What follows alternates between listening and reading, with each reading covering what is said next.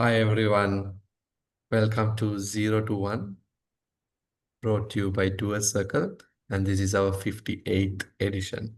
And today we have a speaker who's going to talk to us about entering India as a market, and he'll be touching on the strategy that can be considered when you enter India. But I also want to thank everyone for joining 0 to 1 over the last many weeks. Obviously, not everyone joins each session, but you pick your session, you pick events based on your interest. But it's been great to have the support of the community. And over the last 57 sessions, we've been able to discuss many topics that relates to startups, small businesses, and freelancers. And today we are going to talk about a topic that is relevant for startups that are looking to grow, and that is by entering the Indian market.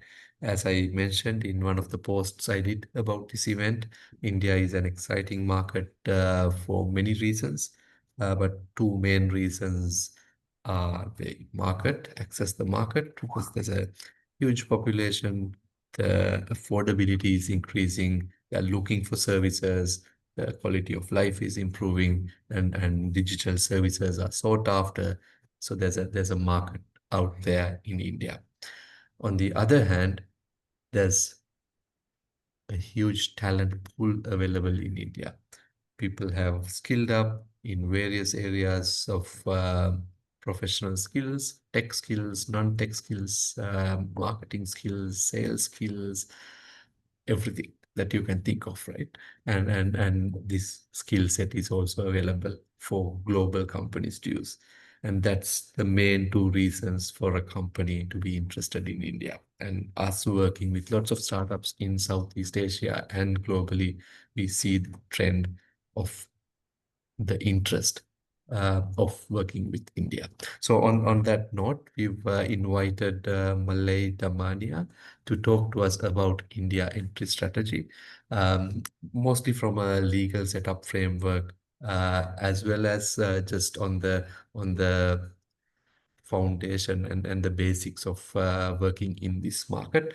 Malay has been working with companies, I believe, for nearly 3 decades, Malay, on helping them do business in India. Malay will introduce himself, so he'll tell you a bit more about himself. But from our conversation, he's been doing this day in, day out. So he knows uh, this area very well, and more recently he's also become a business coach. So what I like in that is he brings that strategy and experience of helping companies do business in India, but also has features of a coach, and that brings calm and collected nature to the table, as I mentioned in one of the posts this week. So with all that, Malay, thank you again for accepting our invitation, and we would love to learn from you about working in India, working with India, and growing as startups. All right. Thank you, Yashas, for your kind words. And first of all, congratulations to Doers Club for Doers Circle for 57 episodes, and this is your 58th. So great to know that you are consistently trying and adding value for entrepreneurs, especially startups and small mediums entrepreneurs. So again, thank you for inviting me. And you very rightly mentioned India is an exciting market today. Um, Globally, India is India has actually done a lot of good things in the last decade, and it is racing ahead as far as the doing business in India is concerned for a variety of reasons. And with your permission, I make a short presentation for your viewers, so I can Sure. share my presentation. All right. So just to mention, I'm by qualification, I'm a chartered accountant, and I've been into helping foreign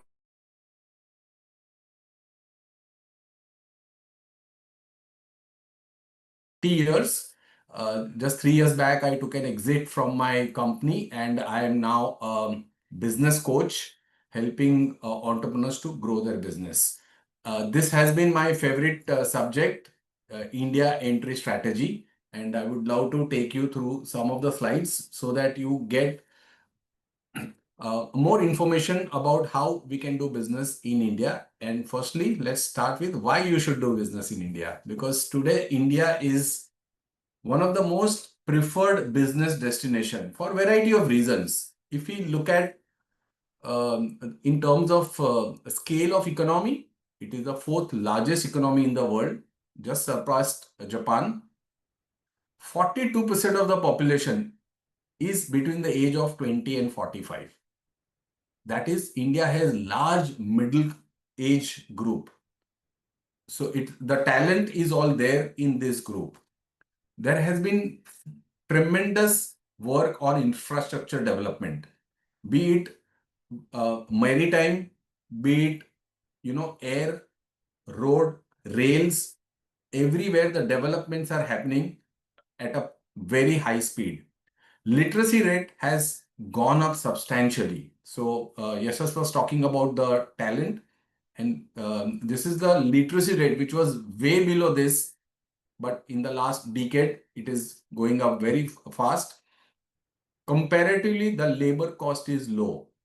Of course, it is rising now. It is no longer the kind of advantage that foreign companies had maybe 2 decades ago. It is the labor cost is rising, but still, comparatively, it is still a low labor cost.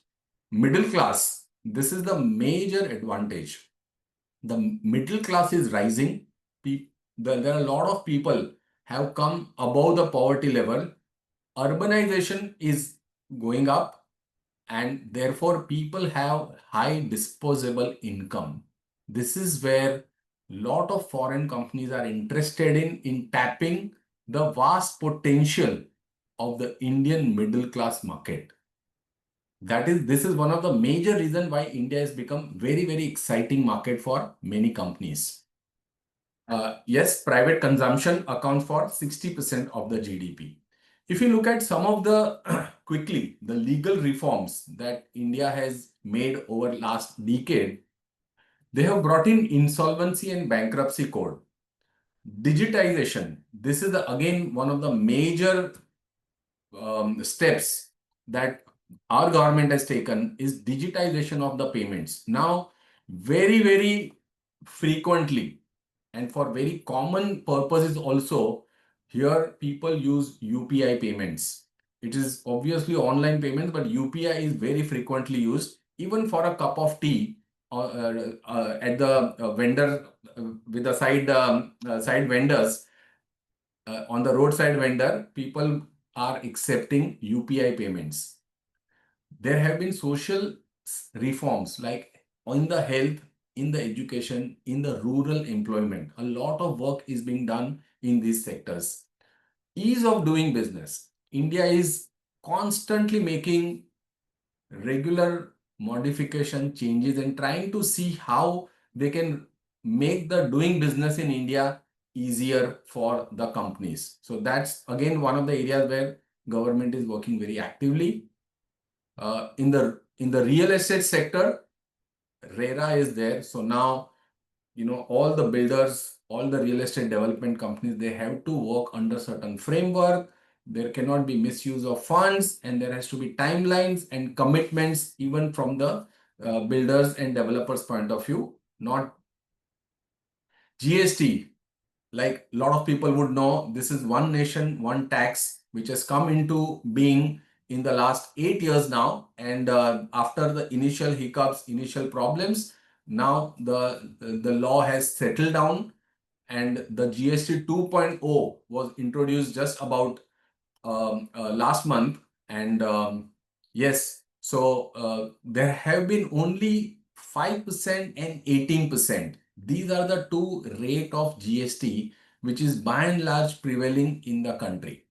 So these are two rates: simplification of taxation, fast track construction permits. So these are the kind of reforms that government has brought in. All right. So let's go to the broad legal structure. Any foreign company who wants to come to India and do business in India by having a legal entity, by and large, they've got two options.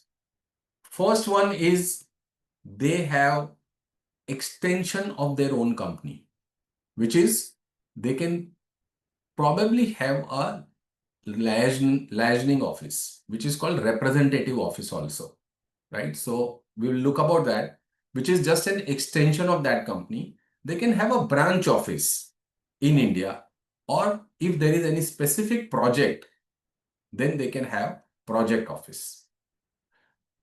Alternatively, if they may not have the extension of their office, they may want to have a separate legal entity, which is an Indian entity owned by the foreign company.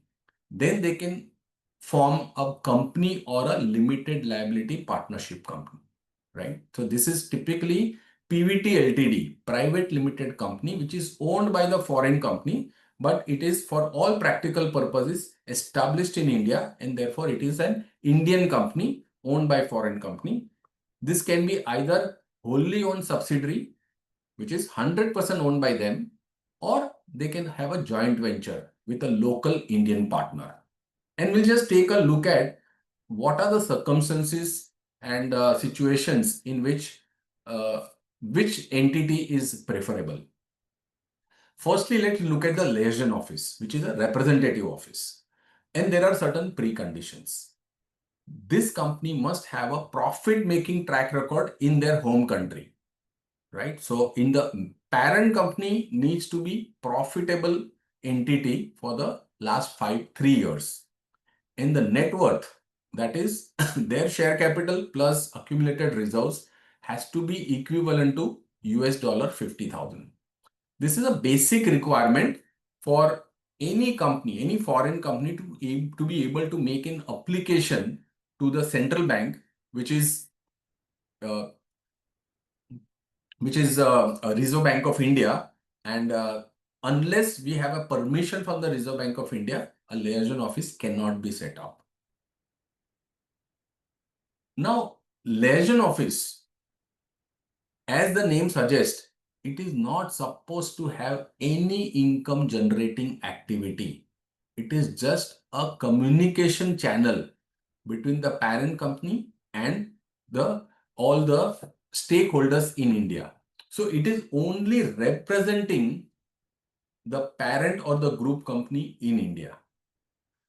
It can be used just to promote import and export. On its own, it cannot import, it cannot export. It can only promote import export from or to India, or promote any collaboration between group company and any of the Indian companies. So by and large, it is just a communication channel between parent company and Indian companies.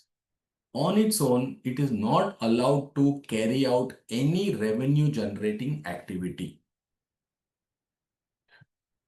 So liaison office is not allowed to actually import or sell material or provide any kind of service or support to any customer in India.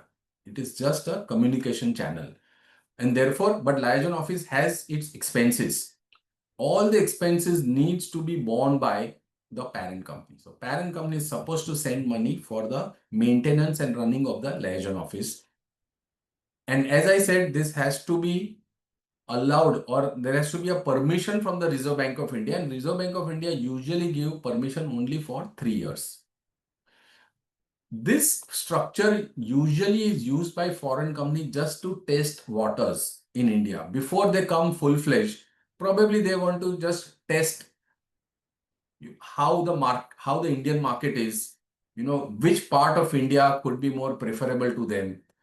Maybe have some more close interaction with stakeholders, with various Indian companies, and therefore they may probably start off with liaison office so that it is not carrying out any activity, but at least it has some presence in India. And once they test the water, once they are sure, committed that, okay, it is good to go full-fledged, then they probably go to the next structure. So this possibly becomes an entry strategy for foreign companies in India. Obviously, there is no income tax because they are not supposed to make any income, no revenue.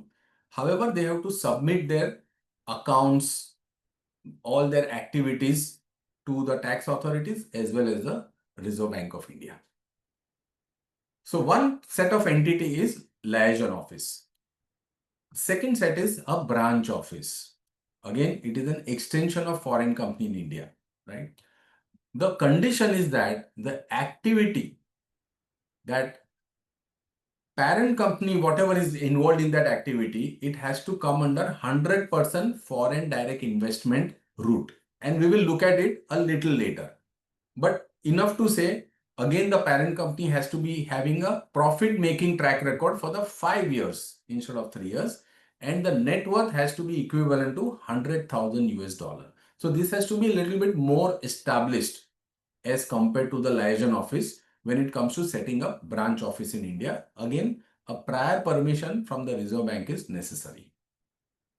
What are the permitted activities? There are many activities which are permitted, like export, import of goods, providing consultancy service, carrying out research in which parent companies engage, promoting collaborations between Indian and other group companies or the parent company, of course, representing parent company in India and acting as his buying and selling agent. So branch office can carry out all the revenue generating activity, right? Unlike the liaison office, which is only a communication channel. Any service in IT, software development sector, any technical support to products supplied by parent or group companies in India. So let's say some product is supplied by an automobile company to Indian companies and technical support is required on an ongoing basis or assignment required. This branch office is allowed and they can carry out those technical support. But what are the prohibitory? So branch office, so this is an important slide. Branch office cannot carry out these activities, which are retail trading, not permitted, manufacturing, processing activities, directly or indirectly. This is not permitted for branch office. Now, branch office is regarded as an extension of foreign company in India, and the rate of income tax, what we call corporate tax, is 40% for a branch office. Once the branch office pays tax, then the remaining 60% is freely repatriable to the parent company, the owner company. Correct? So you pay 40%, that's it, and the remaining the profit can be repatriated. Now, project office is very specific. Only if a company has secured a contract, a project in India to be executed, only then project office can be. And this project, it has to be for a specific period. So whatever is the period of the project, the Reserve Bank of India will provide permission to set up a project office which coincides with the period of the contract. Again, this is regarded as an extension of a foreign company, and the project must be funded directly by the parent company or any public financial institute in India also will do. Can it open foreign currency account? Yes, it can if the contract specifically provides. But this account has to be closed once the project is complete. Bank account has to be closed. The project office has to wind up, and the entire project office has to wind up, and that's the shut down all the activities. They have to, of course, provide their annual activity certificate to the Reserve Bank of India. Now we come to the most interesting and the most sought after kind of legal entity, which we call either a wholly owned subsidiary or a joint venture with an Indian partner.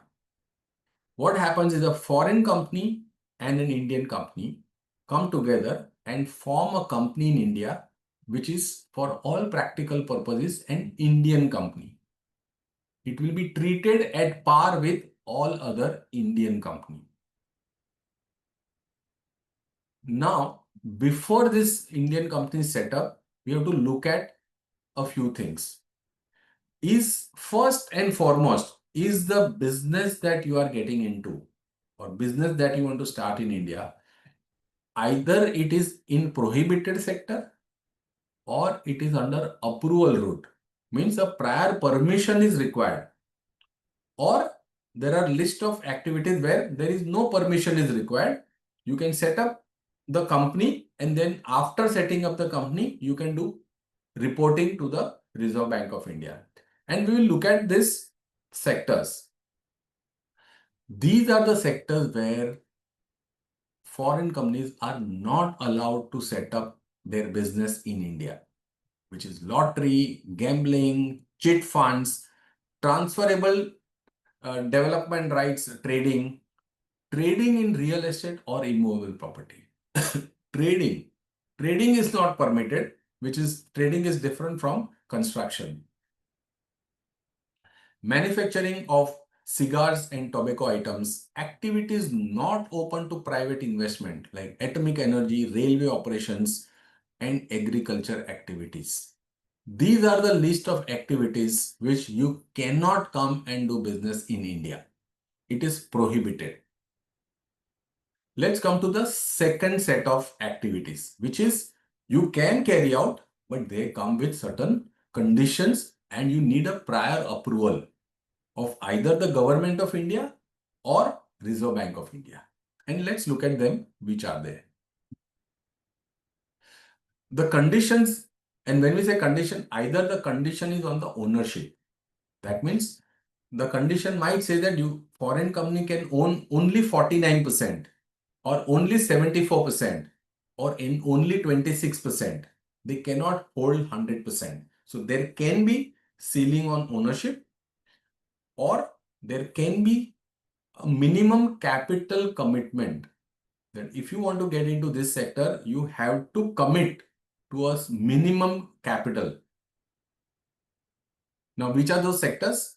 Print media, not allowed. Print media, it is allowed with prior government permission, but only up to 26%. Foreign company cannot hold more than 26% in print media. Private security agency, telecom services, defense, where only 49% is allowed, banking and financial services. This comes under approval route. Any banking or financial services, right? Single brand retail trading. If you want to do a retail trading in only one single brand, then it comes with again conditions. Multi-brand, like you want to have a multi-brand like Walmart, multi-brand retail trading. It is permitted, but only up to 51% with a capital commitment of $100 million investment. These are just a few examples, but then there are sectors where FDI, enough to understand that first we have to look at which business and whether that business falls under prohibitory, approval, or automatic route. Now, Indian markets and government has opened up to a large extent. So most of the businesses, they come under automatic route. Okay, only there are select few which are prohibitory and select few which have under automatic route. But by and large, if you want to talk about infra development, business to business wholesale trading, while retail comes under approval, wholesale trading is automatic. You can come and set up your company straight away. Any manufacturing activity. Government wants to encourage manufacturing activities because these activities provide employment. Consulting services, yes. Information technology, computer software development, all of this requires no prior permission from any government authority. Yes, as I said, once you set up the company, after that, we got to report to the Reserve Bank of India. So how does the regulatory compliance look? For an FDI company, starting from the top, let's say we got to look at corporate tax, right? Income tax, as I said, for a foreign company or for an Indian company. You have to look at FEMA, which is Foreign Exchange Management Act, which governs all the many regulations when it comes to foreign investment in India. When I say FDI companies, foreign direct investment companies, where any Indian company or any legal setup which has foreign investment as an equity partner. Then obviously you have to look at GST, the goods and service tax, because whenever you do business locally, you have to look at what is the rate applicable for the GST. One has to look at the social security for the employees. One has to look at the Ministry of Corporate Affairs, which is company law, and we will also briefly talk about the transfer pricing regulations. Let's look at one by one very quickly. In a company, when you set up a wholly owned subsidiary company or a joint venture, there are minimum of two shareholders required, which are owners, right? So one could be the company and one maybe one of the director of the company who will have to represent the company. But suffice to say, there are two owners required. There are two directors required. Directors are one who are going to manage the affairs of the company, take the decisions and manage the company. Now, as far as the directors are concerned, one of the director must be resident in India. So this is an important condition that while 100% it can be owned by a company, a foreign company, let's say in Singapore, but when it comes to directors, one director has to be an Indian director. He may not have any stake in the company, no equity, no ownership, but he has to take responsibility for the affairs of the company, compliances of the company. We need a director identification number, digital signature. You need a registered office. Some of the countries just post office number will do, but in India you need an official registered office address. From the regulatory point of view, these companies need to conduct 4 board of directors meeting and 1 shareholders meeting.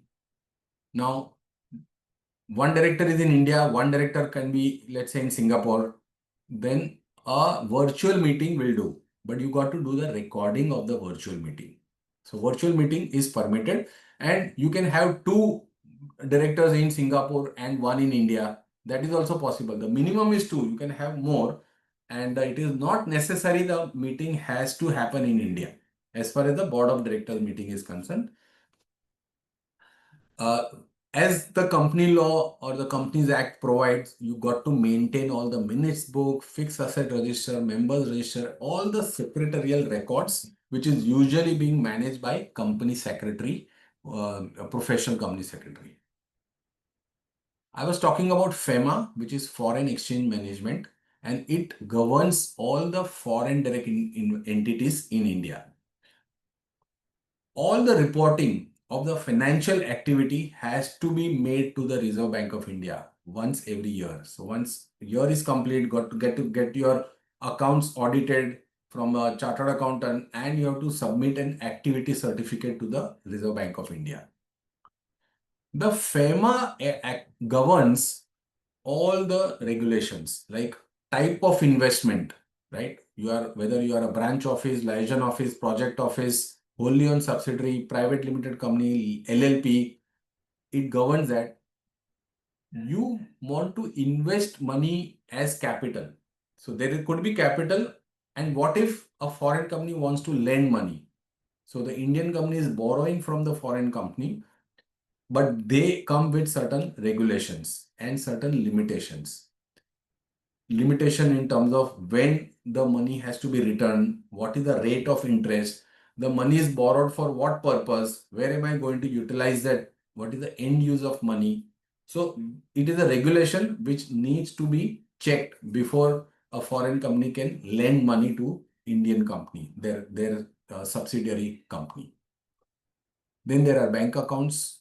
For a regular Indian company, it's an Indian bank account, or there can be foreign currency non-resident account. So FEMA governs all of this, if the Indian companies engage in import export of goods or services, then by what time, what are the goods to be exported, imported, by when the money has to be recovered. It cannot be outstanding for more than a certain period of time. So all those cases are governed. And in case of any violation, the company can file for compounding of offense with the Reserve Bank of India. That sometimes there can be some delays or sometimes there are some violations, then one can proactively approach RBI to seek relief. That is also possible in the compounding. Corporate tax, the Indian companies, the rate of tax is 22% to 30%. That is if you have a WOS or JV. And this will go up depending on the level of income. There are some education cess or surcharge. So, but this is the range in which the tax will be payable. But if you are a foreign company, the rate of tax is 40%. And as I said, foreign company is a branch office or a project office. They are regarded as extension of foreign company, while WOS is an Indian company. Taxes, corporate taxes have to be paid in advance. One has to estimate the income, estimate the tax liability, and start paying once every quarter. In India, it is mandatory to follow financial year. That is, we start from 1st April and end on 31st March. All the accounts to the tax authorities must be submitted for this period only. You cannot opt for January to December as far as the taxation is concerned. Now, if you want to consolidate your accounts with your parent company and which follows the calendar year, you can do so in addition to this, because this April to March is mandatory for tax authorities. Once you pay the Indian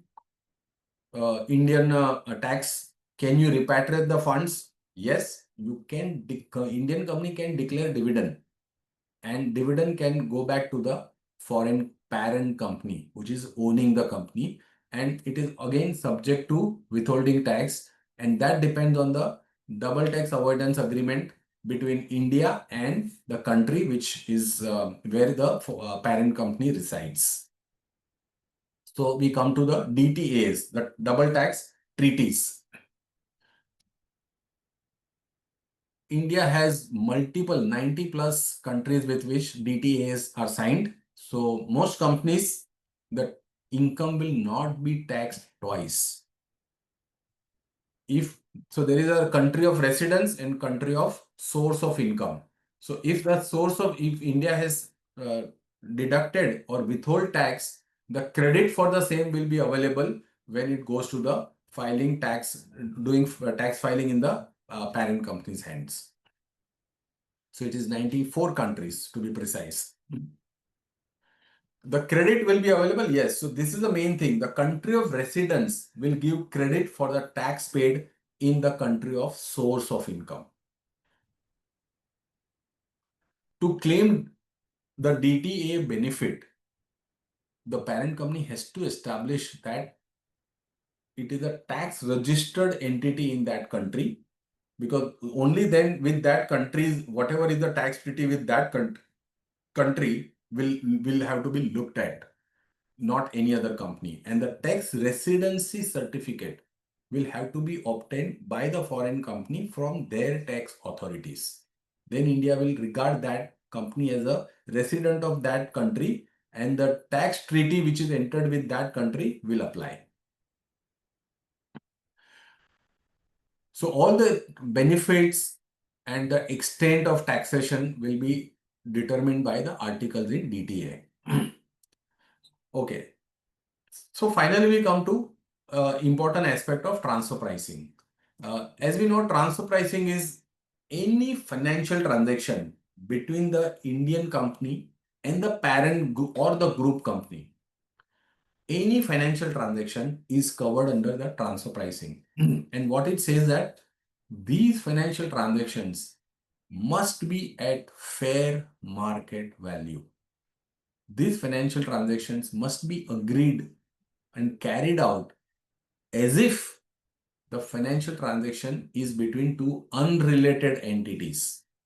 although they are related, because either they are a parent company or they are a group company, but as if they are unrelated, what would have been the price, what would have been the rate or the dealings, that rate or that price has to apply, because that is a fair market value.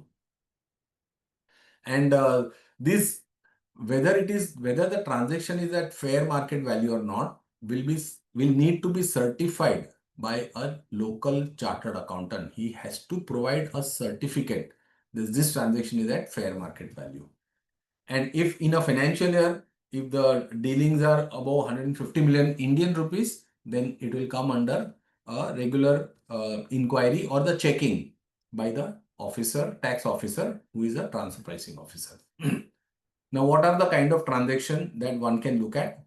Import and export of goods or services. It can be royalty payment.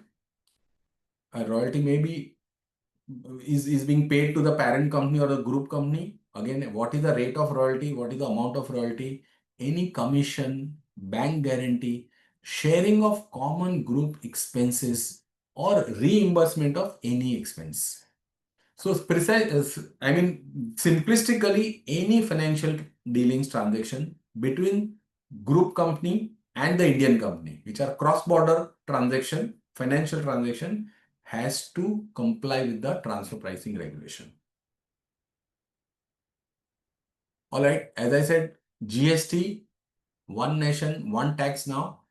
It is an indirect tax, and the company will only recover from the customers. When you raise an invoice, recover this GST and pay to the government.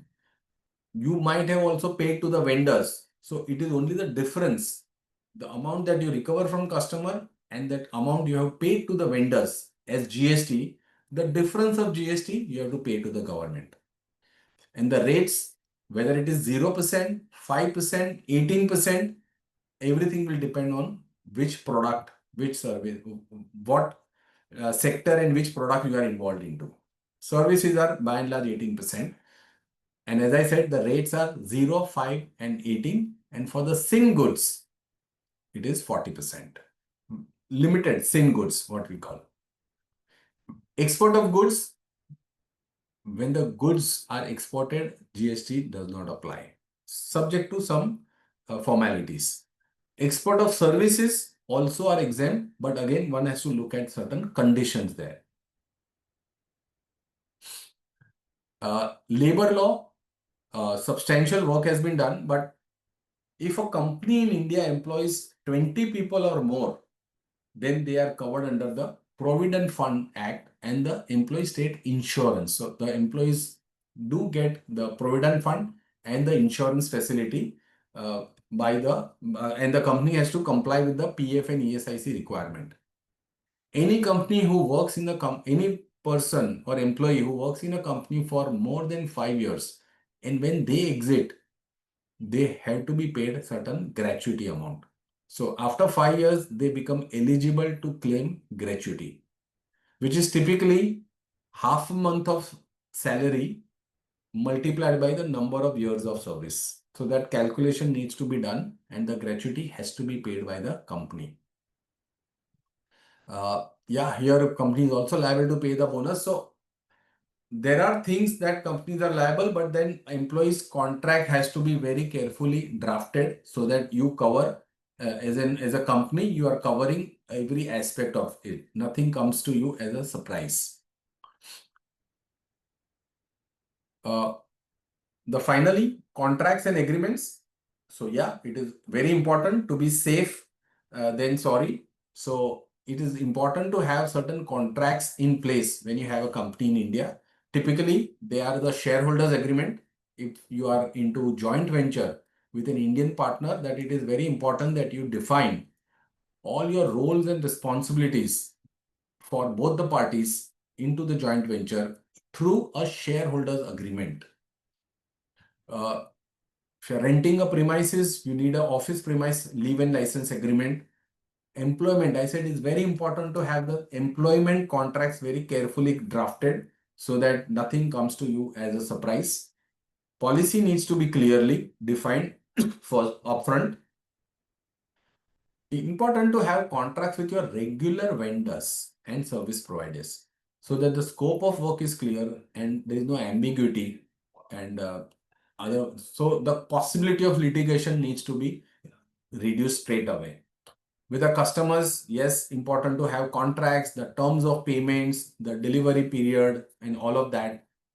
And because of the transfer pricing, if there are any financial dealing with the parent company abroad or a group company, it is necessary to have a contract because that contract will form the basis of the transfer pricing reporting and the agreement. That what are the terms that your Indian company has with the parent company based on which the any financial dealing has happened. If you have agents, distributors, or franchises in India, then naturally you will have to have contracts with them so that the terms are pretty clear. All right.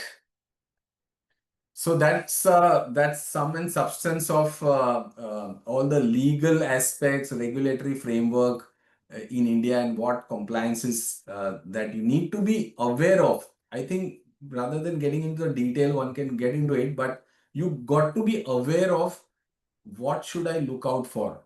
You should not, it should not come to you as surprise.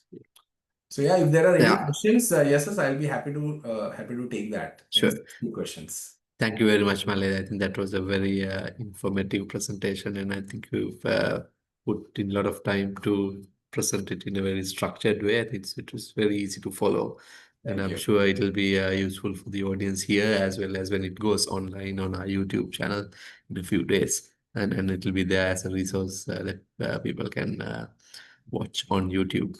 I have a few questions that has come through the Q&A thread. If you have any other questions, you can still put them on the Q&A thread. I'll start taking some of these questions, Malay, the interest of time as well.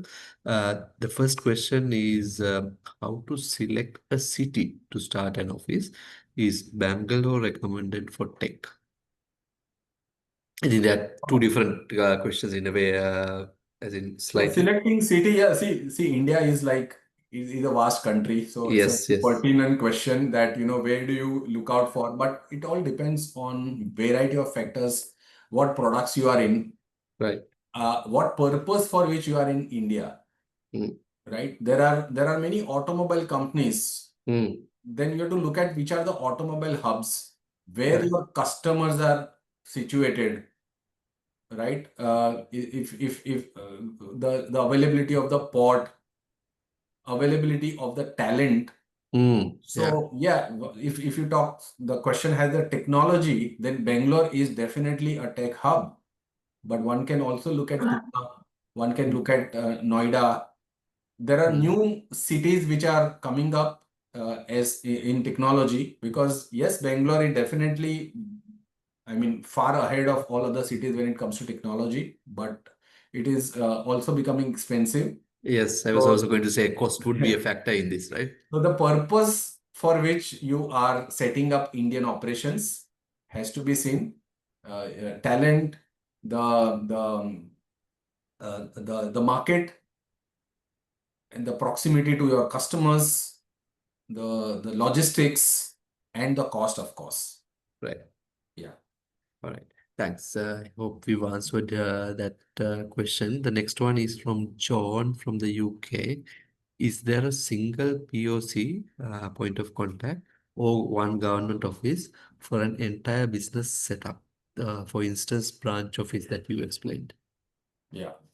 So, no, so to set up the branch, so there is no that way to entire business setup, there is no single point of Mm. contact. One will have to go through a consultant or a professional to make Mm-hmm. sure that there are the companies formed, then the registrations have been obtained, the licenses, which are regulatory licenses, and there could be licenses which are specific to your sector.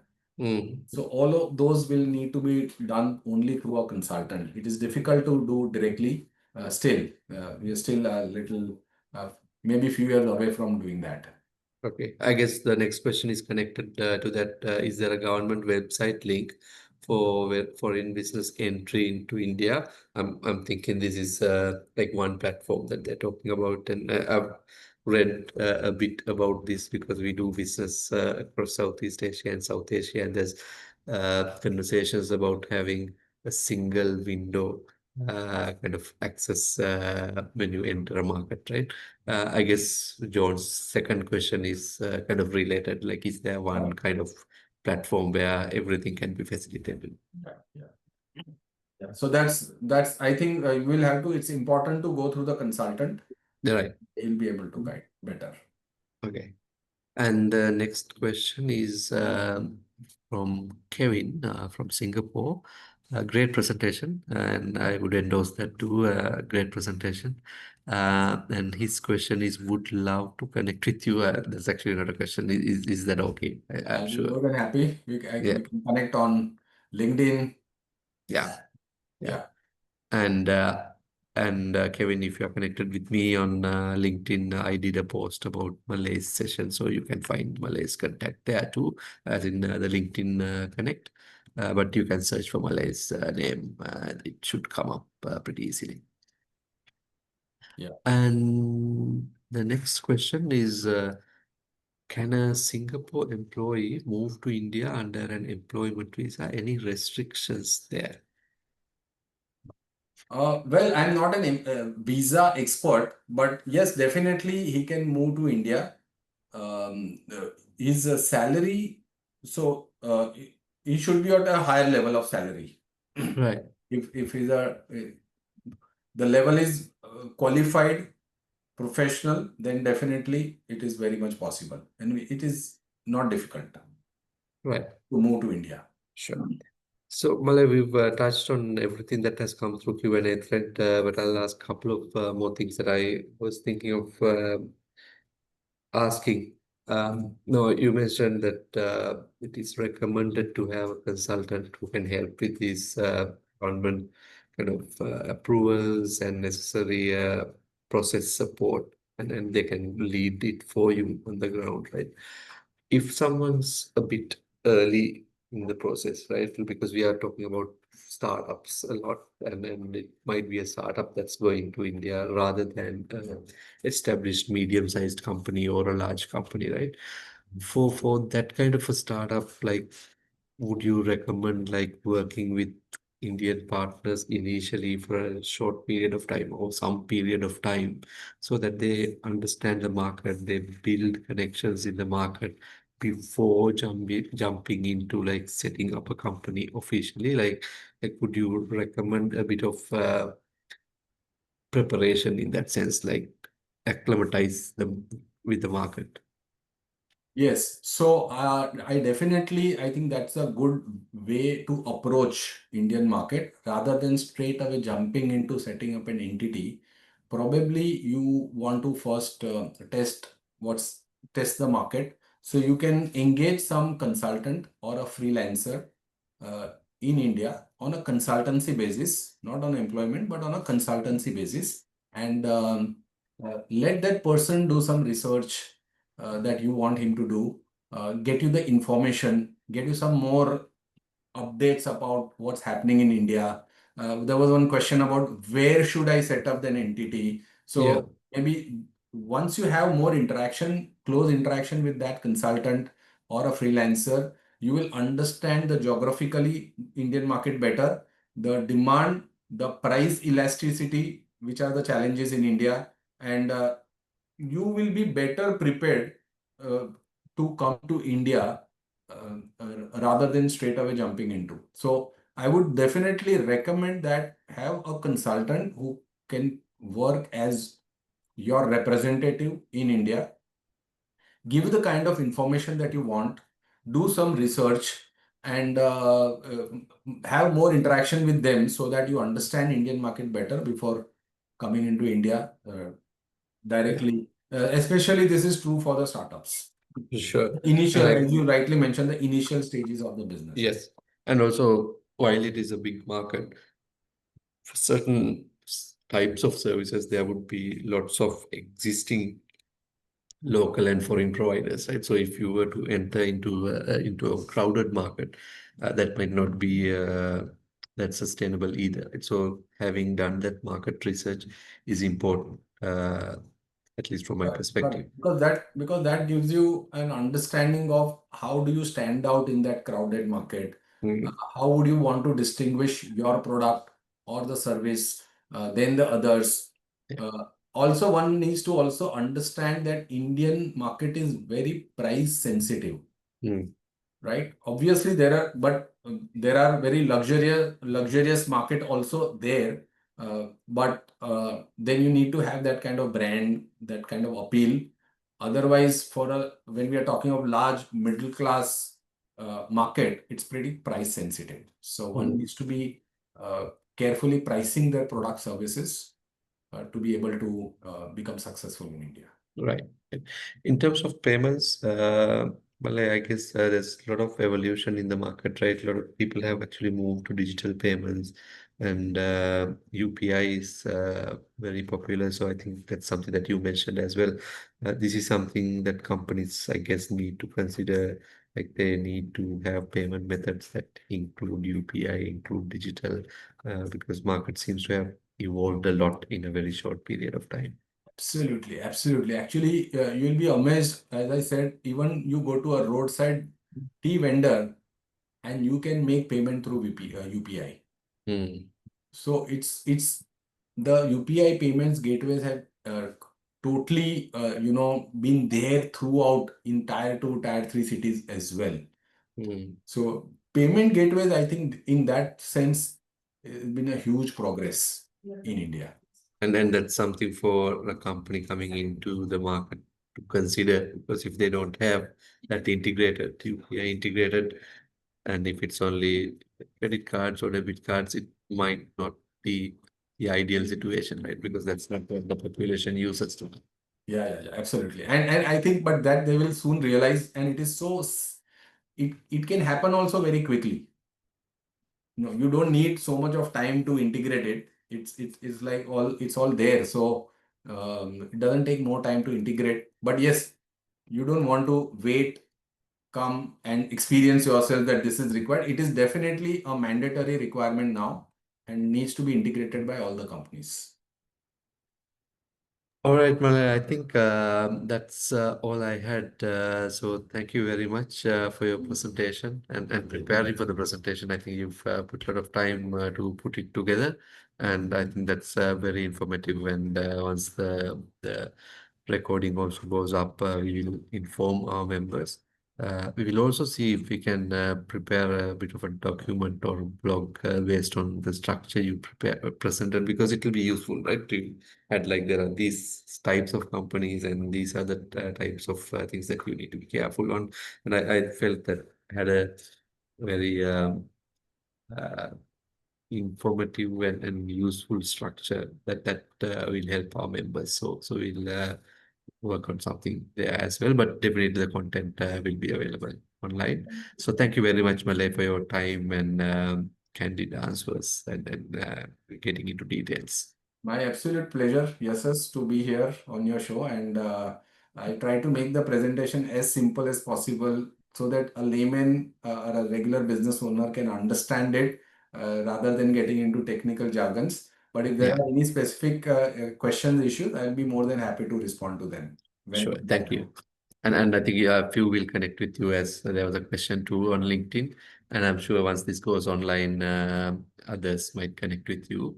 And thanks to everyone who joined today as well. And I'm sure we had a fruitful session and a very useful one now and for the coming months and years, I believe. So it will be a good resource to have online. Thank you very much. Thank you very much, everyone. Bye. Bye bye. Thanks.